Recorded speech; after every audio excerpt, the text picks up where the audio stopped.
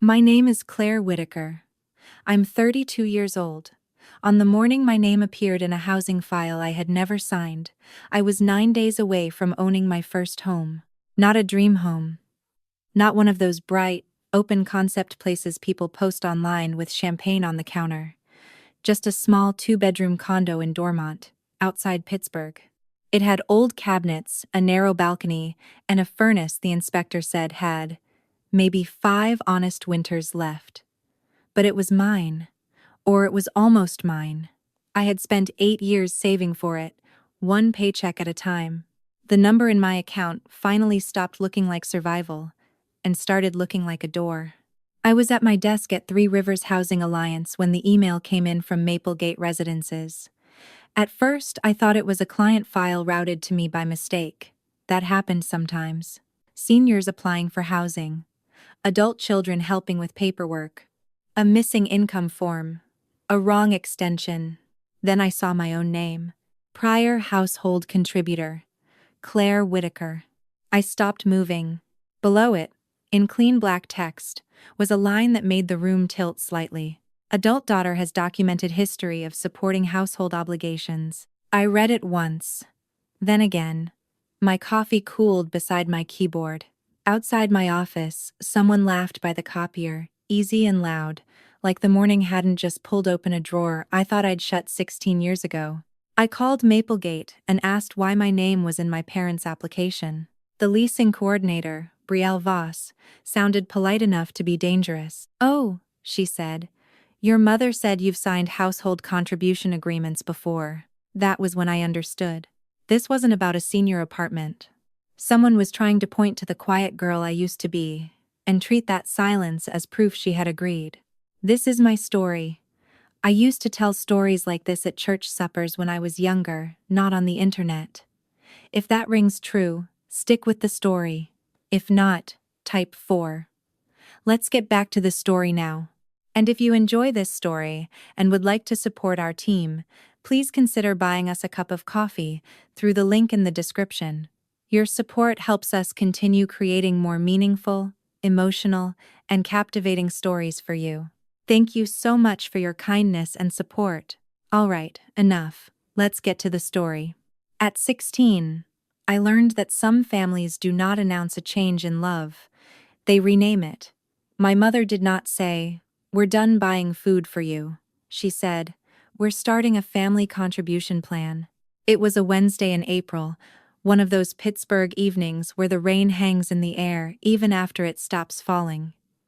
My socks were damp from the bus walk home, and I remember stepping into the kitchen expecting meatloaf, or at least the smell of dinner. Instead, my mother sat at the table with her laptop open, a blue 3-ring binder beside it, and a pen lined up perfectly with the edge of a yellow legal pad.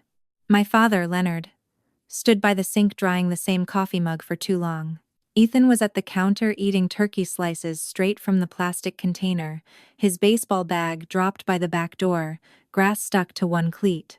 On the top shelf of the refrigerator were his sports drinks, string cheese, yogurt, and protein shakes my mother bought in bulk because his coach said he needed to build strength. His name was written on things in black marker. Mine was printed at the top of a spreadsheet.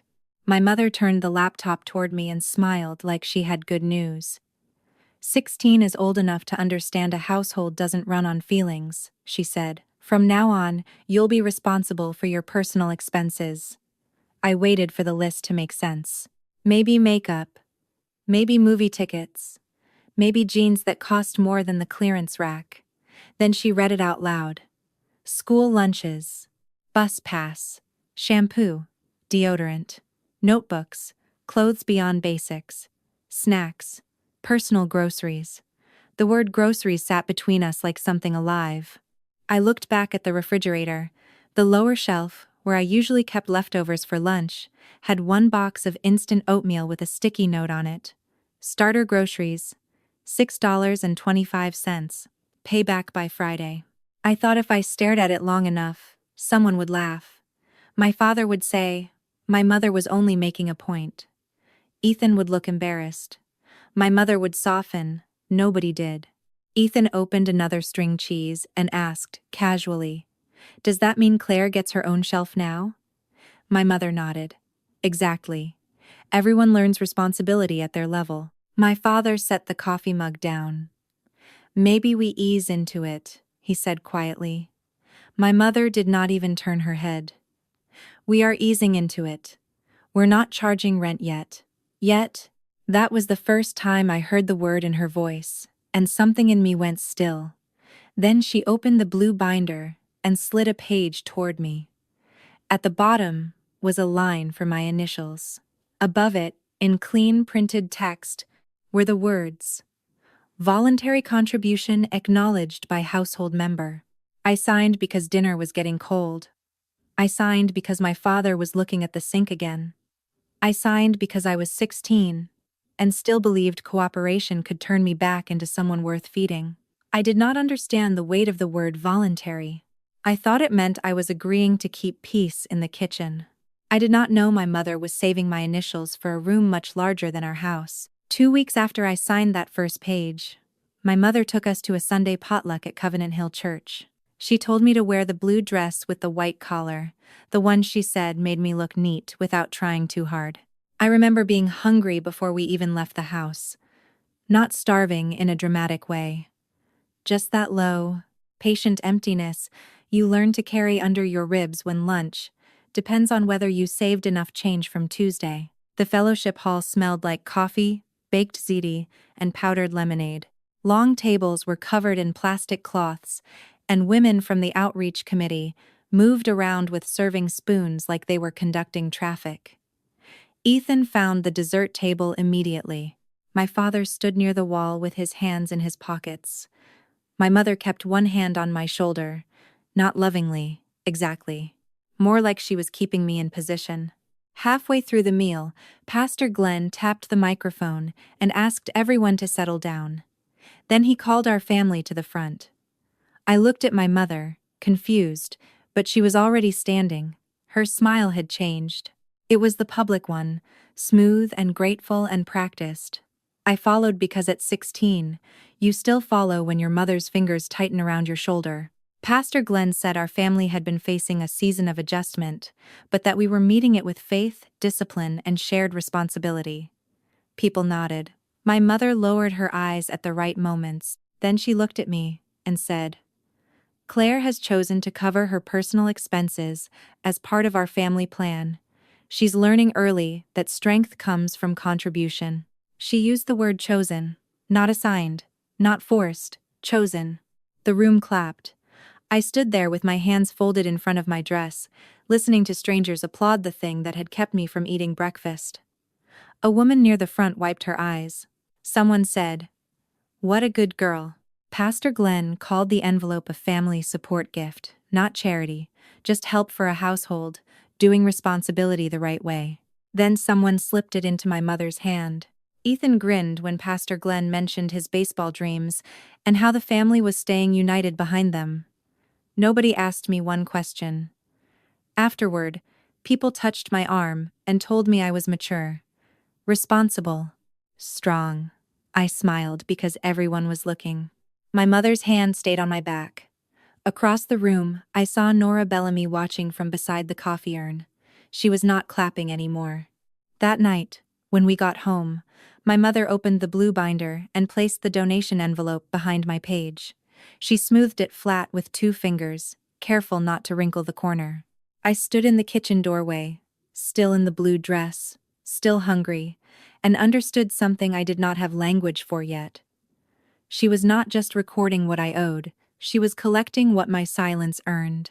The next week, I learned how quickly a public story can become a private rule. At church, people had called me strong.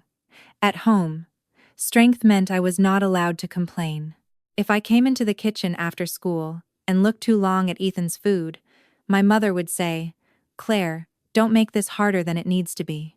If I packed only crackers for lunch, my father would notice, then look away, before noticing became a responsibility. By May, I had a job at Millstone Diner on Brownsville Road.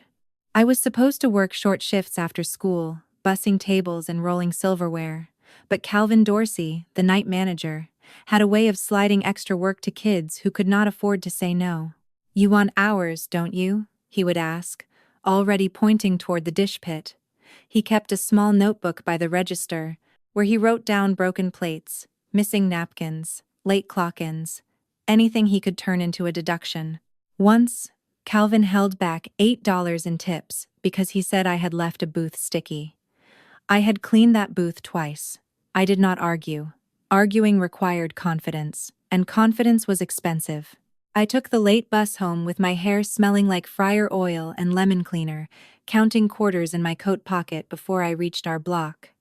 Most nights, I did homework at Greenfield Public Library because it stayed open until 8. Nobody there assigned a price to the chair I sat in. The library had old carpet, humming lights, and heat that came through the vents in soft waves. I loved it with the kind of loyalty other girls had for bedrooms. That was where Nora Bellamy started noticing me. She was not the head librarian anymore, just retired and volunteering 3 afternoons a week, reshelving books slower than necessary and correcting the newspaper crossword in pen. She had white hair cut close to her chin and glasses that hung from a silver chain. Nora never asked why I stayed until closing. She just started leaving things near my table. A paper cup of tea, a sleeve of crackers. Once, a banana with one brown spot.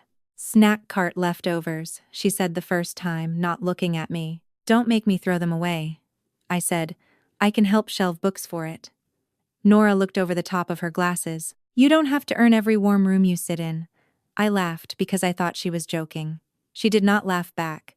Covenant Hill used the library bulletin board for outreach notices all the time. Bake sales, coat drives, canned food Sundays, anything with a date and a donation line. A few days after the potluck, I saw a folded program pinned under a flyer for a used book sale. There we were, the Whitaker family, printed in grainy black and white. My mother's hand rested on my shoulder. Ethan stood in front with his baseball cap. Under the picture were the words, "A family choosing responsibility together." I stopped so fast my backpack slid off one shoulder. Nora came up beside me with a stack of returned mysteries. She followed my eyes to the paper, and something in her face changed. Not shock, recognition. The slow kind that hurts because it arrives late. "You're Marisol's daughter," she said quietly. I nodded. She looked from the picture to me. "Your mother said you were proud of it." My mouth went dry. For a second, all I could hear was the copier behind the desk, warming up and clicking to itself. Then Nora reached toward the bulletin board, pulled the program down, and folded it once. She did not put it back. "Claire," she said, softer now, "what exactly did you agree to?" I wanted to answer. I wanted to say nothing. Both felt dangerous.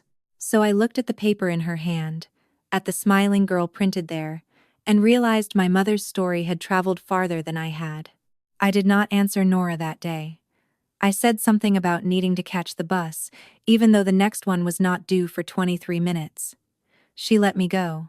That was the thing about Nora I did not understand yet.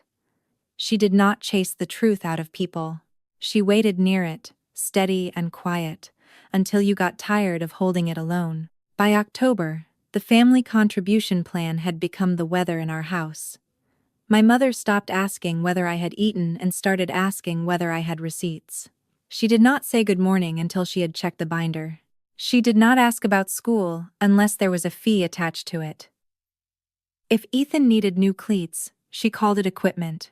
If I needed lunch, she called it planning. Calvin at the diner had learned the shape of my desperation by then.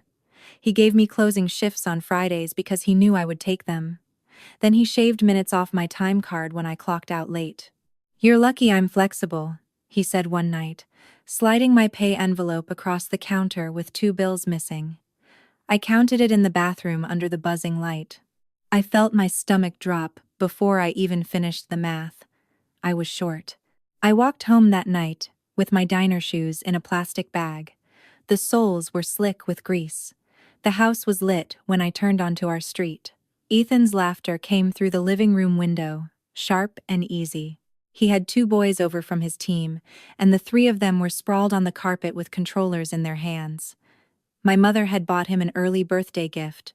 A used gaming console she said was good for team bonding. On the kitchen counter, there was a stack of paper plates from pizza. The envelope was on my bedroom door. Not tucked under it. Not left on my pillow. Taped flat at eye level with 2 strips of clear packing tape, as if my mother wanted the hallway itself to read it. My name was typed at the top. Beneath it was a heading I had never seen before. Room Contribution Agreement.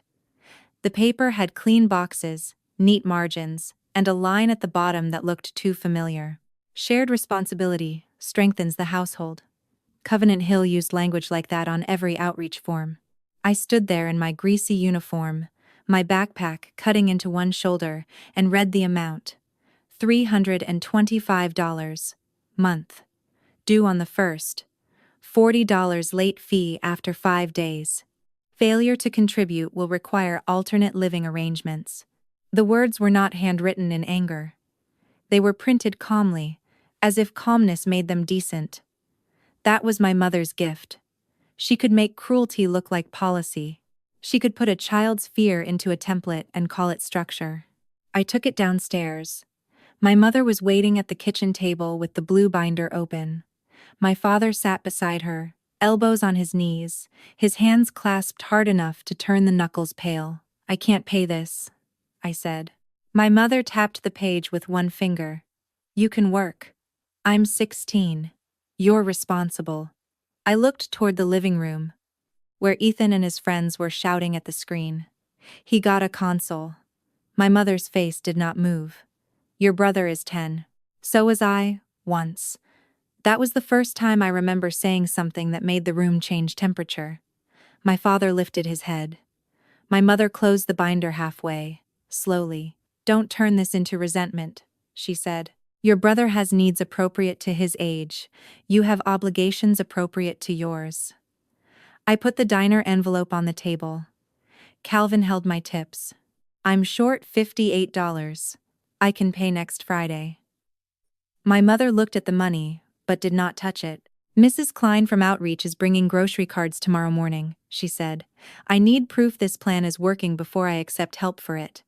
There it was. Not hunger, not rent, not whether I had a place to sleep, how it looked. I said quietly, "I never chose the plan." My mother's eyes went flat. "You smiled in the picture." For a moment, I could not breathe around that sentence. The girl in the church program had smiled because her mother's hand was on her back and a whole room was watching. Now that smile had been turned into a signature. My father whispered, "Marisol." She stood, walked to the hall closet, and opened the door. Inside was a black suitcase with a new tag still looped around the handle. Beside it was a bus schedule and a folded sheet titled, "Youth Housing Resources." "I'm not putting you out," she said. "I'm showing you consequences." Behind me, Ethan's game made a cheering sound. My mother looked past me toward it and raised her voice just enough for the house to hear. "Pay rent or move out." I did not move out that night. Not because I won. My father finally stood up and went to the hall closet. He closed the door on the suitcase as if he were shutting his eyes. "Not tonight," he said, and his voice sounded older than it had that morning. My mother looked at him as if he had embarrassed her in front of company, even though the only witnesses were me, Ethan, and the blue binder. She gave me until Friday. Not mercy. Extension. There is a difference. And by then I was learning the names of things. The next afternoon, I went to the library with the room contribution agreement folded inside my history textbook. I did not plan to show Nora. I told myself I only needed a warm table and 40 minutes to finish algebra before my diner shift. But Nora had a way of noticing what people carried wrong. She brought me tea in a paper cup, set it beside my pencil, and said, "That book looks heavier than history." I stared at the cup until the steam blurred. Then I took the paper out and slid it across the table. Nora read it once without speaking. Then she read the bottom line again, the part about alternate living arrangements. Her mouth tightened, but she did not make me feel like I had handed her something too dirty to touch. She only asked, "Did you write any of this?" I shook my head. Did anyone explain what would happen if you signed the first paper? I shook my head again. She folded the agreement carefully, like it mattered how the truth was handled. A signature is not the same thing as a choice, she said. She did not call my mother a monster. That would have made it easier for me to defend her. Instead, Nora asked quiet questions with terrible patience. How old was I when it started? Was I paying for school lunches? Were meals still being provided at home, every day, without a bill attached? Was I working past 10 on school nights? Did the church know I was 16? Each answer felt small coming out of my mouth. Nora wrote them down on the back of an old book sale flyer, and somehow the small things looked different when someone else kept track. 2 days later, she showed me the manila folder. She had kept the church program, the room contribution agreement, a copy of the bulletin board notice, and the grocery card announcement from Covenant Hill. I want you to talk to someone, she said. Not to punish your parents, to make sure an adult with the right job understands what is happening. I knew what she meant before she said the name. Renee Calder was the school social worker at Monongahela Ridge High, the woman whose office smelled like peppermint tea and copier paper. I said. My mom will say I agreed. Nora looked at the folder, then at me. A minor can be pressured into smiling, she said. That doesn't make it consent. I had heard adults say many things about responsibility by then. I had heard discipline, contribution, gratitude, maturity, but no one had ever said consent about me. No one had treated my silence like something that could be questioned instead of used. For the first time, the paper in that folder did not feel like proof against me. It felt like proof I had been there. I wish I could say that folder protected me before Friday came. Friday came with cold rain and a sky the color of dishwater. I had worked a short shift after school. Not because Calvin was kind, but because the diner was slow, and he sent me home early without asking whether early meant less money. I counted my cash twice in the restroom before I left. The bills were damp from my hands. The gap had not changed, no matter how many times I counted. I was still short. I stood outside our house for almost a minute before going in. Through the living room window, I could see the blue light of the television moving across Ethan's face. My mother was in the kitchen. I could tell by the silence. Some people announce themselves with noise. My mother announced herself by making the house sit up and listen. A pen lay across the table, like the decision had already been signed. The black suitcase stood beside the back door this time, not hidden in the closet. Beside it, folded neatly, was the bus schedule. I put the money on the table. I can pay the rest next Friday, I said. I already told you that. My mother counted without looking at my face. My father sat near the window, one hand covering his mouth. Ethan looked in from the living room doorway, holding a slice of pizza by the crust. My mother tapped the empty space beside the bills. Responsibility does not work on promises, I said. I'm a kid. She looked up then. You stopped being a kid when you asked to be treated like a contributor. I had never asked that. The words rose in me so fast they almost came out wrong. You told people I asked that. My father closed his eyes. My mother's face sharpened. Do not embarrass this family because you failed to manage your money. I looked at the suitcase, then at Ethan, still standing there with sauce on his fingers. You're doing this because Mrs. Klein saw the grocery card receipt, I said. Because she'll ask why I still need food. For 1 second, my mother's silence told the truth before she did. Then she stood and took my house key from the hook by the refrigerator. She dropped it into her cardigan pocket. You need a night to think, she said. Not leave forever. Not danger. Not abandonment. She used gentle words, the way other people use locks. My father whispered her name like a prayer he did not believe would work, but he did not stand this time. Ethan stepped back into the living room as if the hallway had become none of his business. The rain had turned harder by the time I reached the porch. The suitcase was lighter than it should have been because my mother had packed like she was making a point, not preparing a daughter. 2 sweaters, 1 pair of jeans, my toothbrush in a sandwich bag. No school notebooks, no work shoes. Behind me, the door shut, and the lock clicked so quietly, I felt ashamed at how much it had just broken me. I walked 4 blocks before I realized I had nowhere to go. The bus schedule was wet in my hand, the ink bleeding at the edges. I thought about the library, but it was closed. I thought about the diner, but Calvin would only ask if I could cover Saturday morning. So I sat under the awning of a closed pharmacy and tried to make myself smaller than the suitcase beside me. I kept thinking that if I stayed quiet enough, maybe the night would pass and I wouldn't have to fight to get through it. That was where Nora found me. Not because she was magical, because she had called the house after I missed our meeting with Renee, and my mother had told her I was learning consequences. Nora pulled her old Buick to the curb, hazard lights blinking through the rain. She stepped out without an umbrella, looked at the suitcase, then at me, and her face went from pity into a hard certainty. It became certain. She opened the passenger door. "Claire," she said, "get in the car." I stood because obedience was still the first language I knew. My hands were numb, and rainwater ran down my neck into the collar of my diner shirt. Nora took the bus schedule from my fingers and folded it once, carefully, like every paper mattered. Then she said the sentence that finally let me cry. "A child does not become homeless just because an adult needs her story to stay clean." Nora did not take me straight to her house. She took me to an all-night diner that wasn't Millstone. It was the kind stuck to a gas station, the coffee burnt and the booths patched with silver tape. She ordered me soup, toast, and a side of scrambled eggs without asking whether I could pay. When I tried to say I wasn't that hungry, she just looked at my wet sleeves, my shaking hands, and the suitcase at my feet. "Claire," she said, "let one adult do one thing without turning it into a bill." I ate slowly because my stomach had learned caution.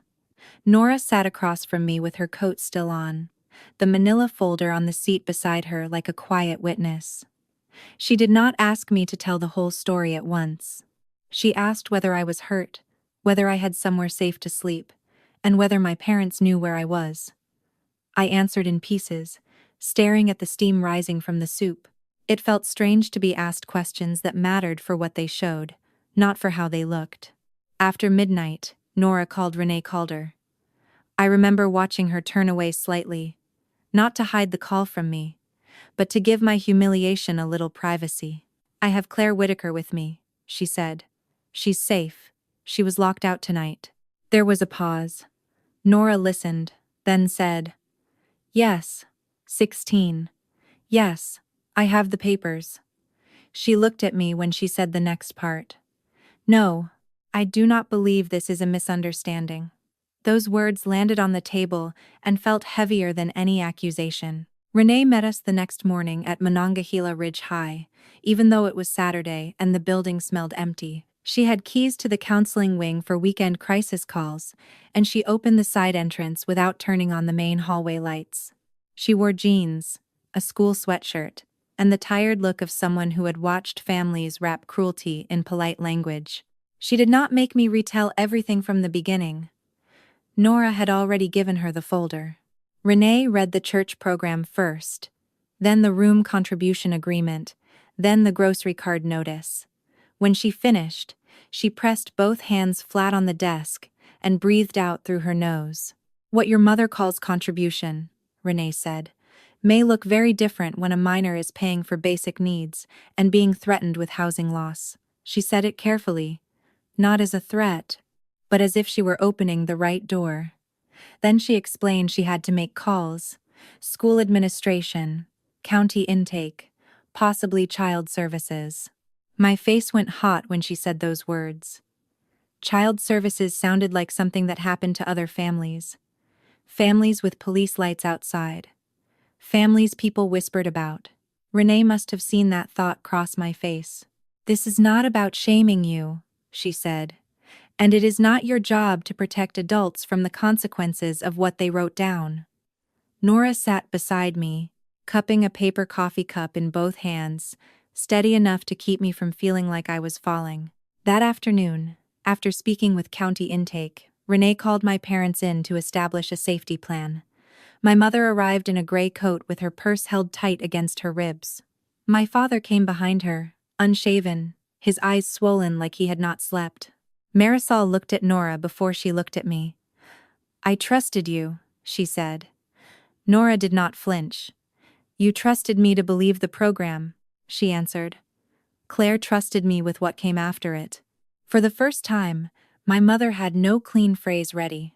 Renee laid the papers on the desk, one by one. The program, the agreement, the bus schedule, the youth housing sheet, the grocery card notice. Each piece looked harmless alone. Together, they made a sentence no one in my house had been willing to say out loud. My mother said I was emotional. She said I had misunderstood structure. She said families had standards. Renee listened, then picked up the room contribution agreement and said, "Standards do not override a parent's duty." My father looked at the paper as if it had changed languages overnight. Then, very quietly, he said, "Mari, we should take her home." My mother's mouth tightened, but she did not reach for the folder. That was how I knew something had shifted. Not fixed, not forgiven, shifted. For the first time since April, the story was no longer only hers to tell. I wish I could say that afternoon at Monongahela Ridge High ended the story. It did not. It changed the direction of it. There was a safety plan after that. There were phone calls, meetings, and the kind of careful language adults use when they are trying not to call another adult dangerous in front of a child. I stayed in that house long enough to finish high school, but something between my mother and me had been cut clean through. She could still speak to me. She could still set plates on the table. What she could not do anymore was make me believe the knife was a lesson. 16 years later, sitting at my desk at Three Rivers Housing Alliance, I stared at the Maplegate email and felt that old cut open again.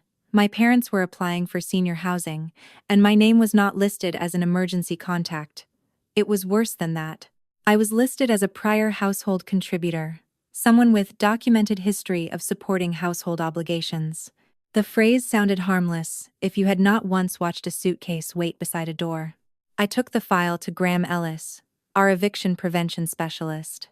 Graham was 57, with reading glasses he kept losing on top of his head, and the kind of patience that made frantic people slow down. He read the Maplegate form twice, then leaned back in his chair. "Claire," he said, "this is not just a character reference." He pointed to a paragraph under the signature line. "This support acknowledgement could make you the responsible party if they fall behind during intake review." I felt my face go cold. My mother said they only needed confirmation that I helped before.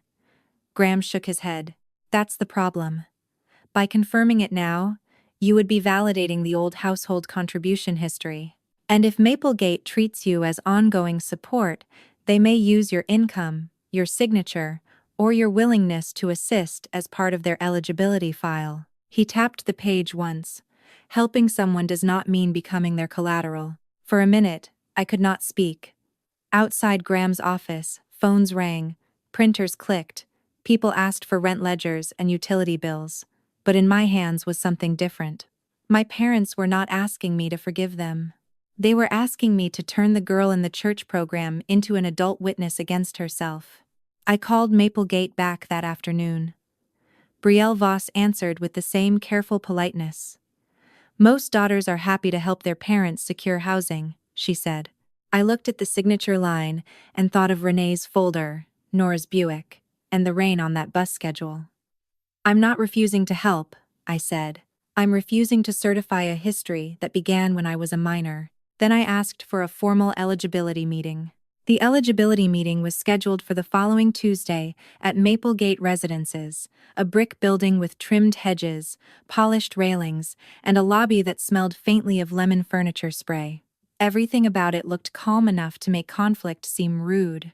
My mother had always loved places like that, places where quiet voices and clean carpet could make a lie feel respectable. I arrived with Graham beside me and a folder under my arm. Inside were copies of the old church program, the room contribution agreement, and one sticky note I had kept for reasons I still did not fully understand. My parents were already there. My father sat with his hands folded between his knees, wearing the brown jacket he saved for appointments. My mother sat upright beside him in a cream blouse, her purse centered on her lap like a shield. Brielle Voss came in last, carrying a tablet and the kind of smile people use when they think every family problem can be softened by tone. "I'm sure we can make this simple," she said. "We just need Claire to confirm the prior support history, so the application can move forward." My mother looked at me then, not with pleading, but expectation. It was the same look she had given me at 16, when a paper needed initials and dinner was getting cold. "Claire knows we were a family that contributed together," she said. "She has always understood responsibility." Graham opened his folder but did not speak yet. He had told me before we walked in. Sometimes the strongest thing you could do in a meeting was to let the wrong statement sit in the air long enough for everyone to hear it. I placed the church program on the table first. The paper was faded now. The fold lines were soft from years in Nora's folder. There I was in grainy black and white, a 16-year-old girl in a dress chosen for her, smiling beneath the words, "A family choosing responsibility together." Then I placed the old sticky note beside it. "Starter groceries $6.25. Pay back by Friday." Brielle's eyes moved from one paper to the other, and her professional smile thinned. "This," I said, pointing to the program, "is what my mother called consent." Then I touched the sticky note. "This is what it looked like at home." My father's breath caught, barely. My mother's mouth tightened. "That was years ago," she said. "And you are twisting private family discipline into something ugly." I looked at her, and for once I did not feel 16. "No," I said. "I am putting the private part next to the public part." The conference room door opened, and Nora stepped in with Renee Calder behind her. Nora was older now, moving slower, but she still carried papers like they deserved respect. Brielle looked startled. "I wasn't aware there would be additional parties," Graham said. "They are witnesses to the origin of the documents being used in this application." Nora did not sit until I nodded. Then she placed her own copy of the program on the table and said, "I was there when this story was being celebrated. I was also there when the child in that picture was locked out." The room went very still. My mother looked at Nora as if betrayal had finally found the wrong address. "You have no right," she said. Nora's voice stayed soft. "I had every right to stop clapping once I understood what I had been clapping for." Renee opened her notebook and confirmed that a safety plan had been created when I was 16, because household contributions had crossed into basic needs and housing threats. She did not exaggerate. Brielle set down her tablet. For the first time since I had spoken with her, she stopped sounding polished. "Mrs. Whitaker," she said carefully, "we cannot use prior support documentation without reviewing the circumstances under which it was created." My mother stared at the table, at the old program, at the sticky note, at the girl she had once trained to smile. I did not raise my voice. I only said, "I will help you apply honestly.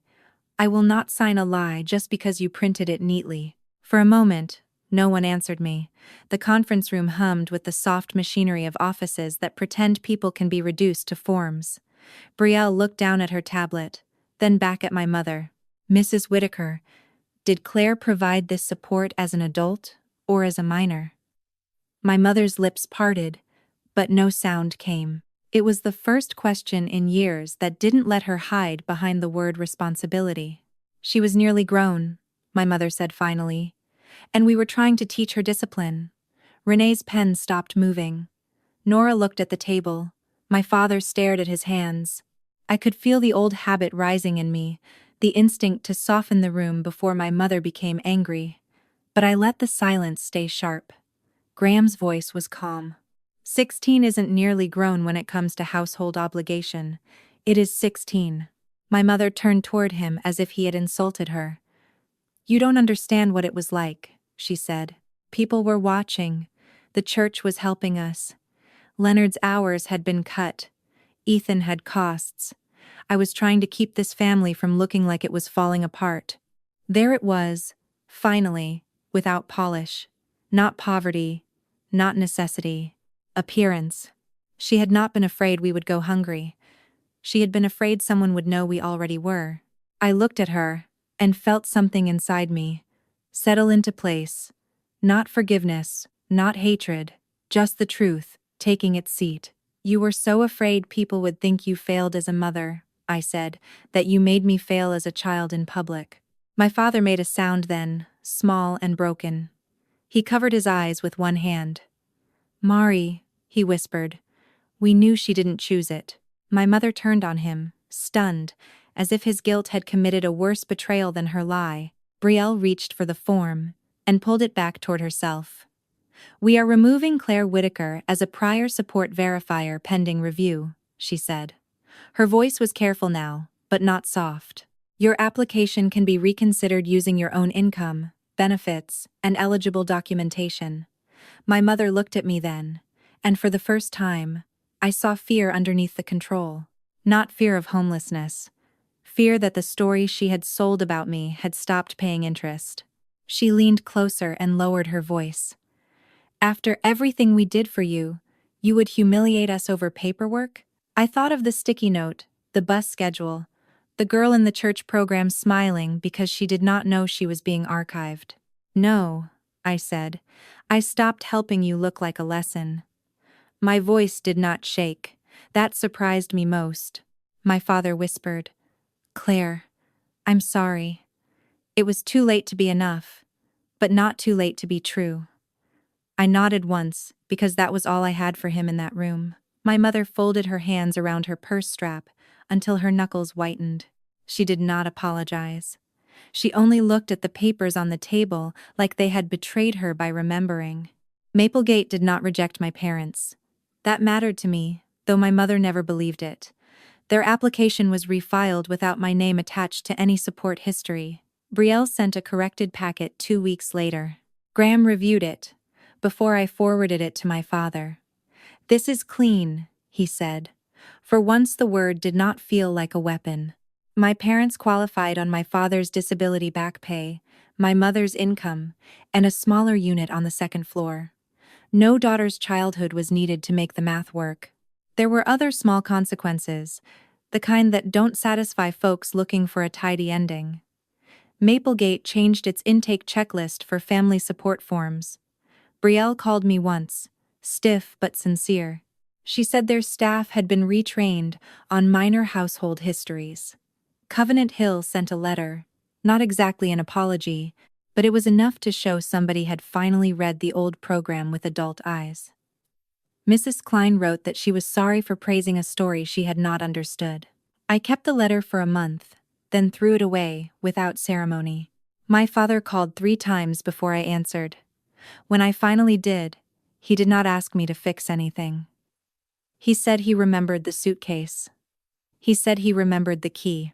He said remembering it now made him feel like a coward. I did not comfort him. That was new for me. I said, I believe you feel sorry.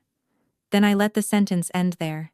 Ethan texted later, awkward and late, saying he had not known what everything meant back then. I believed that too. Believing someone is not the same as carrying them. My mother never gave me the apology people imagine at the end of stories like this. She sent one message after they moved into Maplegate. I hope you are satisfied. I looked at it for a long time. It wasn't because it hurt the way she wanted, but because I finally understood satisfaction had never been what I was after. I did not want her ruined. I wanted her lie to stop needing my signature. 9 days after that first email, I closed on the condo in Dormont. The cabinets were still old, the balcony was still narrow. The furnace still had maybe 5 honest winters left. But when I carried in my first grocery bags, I stood in the kitchen longer than necessary. Apples, bread, yogurt, coffee, soup. Nothing had a name written on it, nothing had a balance. Nora came by the following Sunday, with a plant and a loaf of banana bread wrapped in foil. Renee sent a card. Graham helped me move a bookcase and complained about his back the whole time. I put the old sticky note in a small box with the church program and the bus schedule. I didn't want to live in those things, but proof belongs on a shelf once Payne stops using it. In my house now, there is no binder on the kitchen table, no initials beside food, and no one gets to call a child's silence consent. Claire's story isn't only about bad parenting, about money, or even a single cruel sentence said in a kitchen. It is about something quieter and more common. It is about the danger of calling neglect a lesson. It shows how easy it is for families to hide unfairness behind words like responsibility, discipline, sacrifice, and gratitude. A child should never have to earn the right to be fed. A daughter should never have to pay for love by staying silent. And no family should use loyalty as a way to make one person carry the shame everyone else refuses to face. Sometimes the deepest wounds do not come from strangers. They come from the people who know exactly where we are soft, exactly what we will forgive, and exactly how long we will stay quiet just to keep the family together. But silence is not peace. Endurance is not consent. And being strong does not mean accepting pain that never should have been placed on you. Claire did not win because her mother apologized. She did not win because everyone suddenly understood her. She won because she stopped letting someone else define her pain as maturity. She stopped signing her name under a story that was never true. That is the kind of freedom many people spend half their lives trying to find. Family should be a place where children are protected, not where they are turned into proof of someone else's virtue. Love should not come with invoices, help should not become a chain. And forgiveness, if it ever comes, should never require pretending the truth did not happen. Maybe the most powerful part of healing is not revenge. Maybe it is building a home where the old rules no longer apply. A table where no one keeps score. A pantry where no one's name is written on food. A life where peace does not have to be purchased with silence. If this story touched something in you, subscribe to the channel for more emotional family stories like this. And tell me in the comments, have you ever seen someone call control love or cruelty responsibility? Your story may be the one someone else needs to hear tonight.